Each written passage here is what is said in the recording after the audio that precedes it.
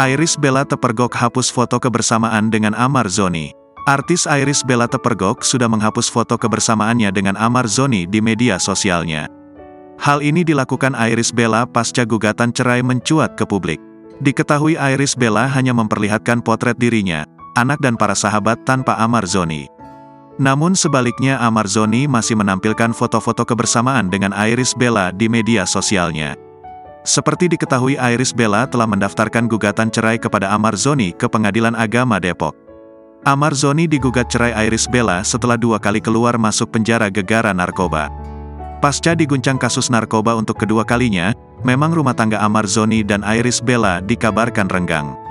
Bukan tanpa sebab, Amar Zoni digugat cerai Irish Bella lantaran dirinya memang sudah mengecewakan istrinya itu karena 2 kali terseret kasus narkoba. Namun, baik Irish maupun Amar sama-sama tak hadir dalam persidangan. Dikatakan, persidangan perdana hanya dihadiri oleh kuasa hukum Irish Bella.